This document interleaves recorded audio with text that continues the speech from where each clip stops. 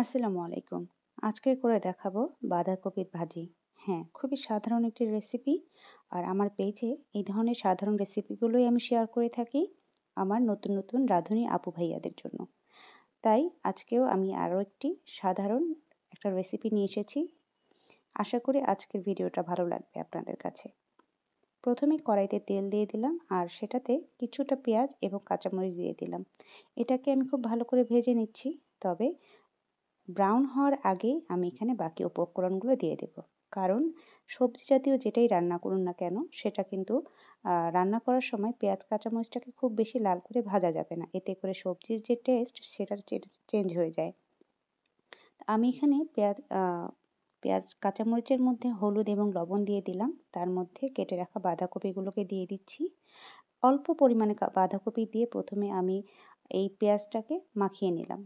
এবার বাকি যে বাঁধাকপিগুলো ছিল সেগুলোকে দিয়ে আমি রেখে দেব ঢাকনা দিয়ে কিছুক্ষণের জন্য। এতে করে বাঁধাকপিগুলো নেতিয়ে যাবে। তাহলে আমার এই যে কড়াইটা, এতে আমার এই বাঁধাকপিগুলো নাড়াচাড়া করতে সুবিধা হবে। যারা নতুন রাঁধুনি আছেন তারা কিন্তু এই ধরনের পরিস্থিতিতে একটু ভয় পেয়ে যান। তাদের জন্যে আর কি ডিটেলভাবে বললাম। তা এখানে আমার কিন্তু বাঁধাকপিগুলো ১ম বার ঢাকনা দিয়ে রাখার পরে বেশ নেতিয়ে গেছে। এবার আমি এটাকে একটু নাড়াচাড়া করে দিলাম। আর আমি কিন্তু আবারও ঢাকনা দিয়ে ঢাকা দিয়ে রেখেছিলাম এটা সেদ্ধ হওয়ার জন্য। তা আমার কিন্তু এখানে বাঁধাকপিটা মোটামুটি ভালোভাবে সেদ্ধ হয়ে এসেছে। তবে প্রচুর পরিমাণে পানি রয়েছে। যেহেতু এটা ভাজি আর আমার ভাজিগুলো একটু শুকনো ভালো লাগে, তাই আমি এখানে পানিগুলোকে শুকিয়ে নেব। এই যে একটু নাড়াচাড়া করে দিলাম।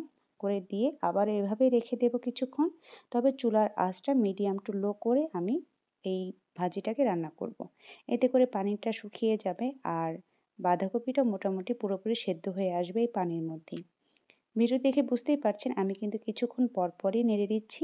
আর এই নেড়ে নেওয়ার কাজটা কিন্তু কিছুক্ষণ পরপরই করতে হবে, খুব আলতো হাতে।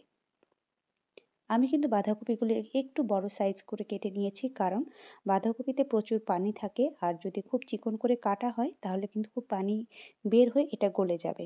আর গলে যাক এটা আমি চাচ্ছি না, তাই আমি একটু মোটা মোটা করে কেটে নিয়েছিলাম। শেষ পর্যায়ে আমি কিছু ধনেপাতা অ্যাড করে দিচ্ছি। আর দিয়ে আমি আবারও একটু নাড়াচাড়া করে কিছুক্ষণের মতো রেখে দেব। ব্যাস, আমার বাঁধাকপি রান্না করা হয়ে গেছে। আশা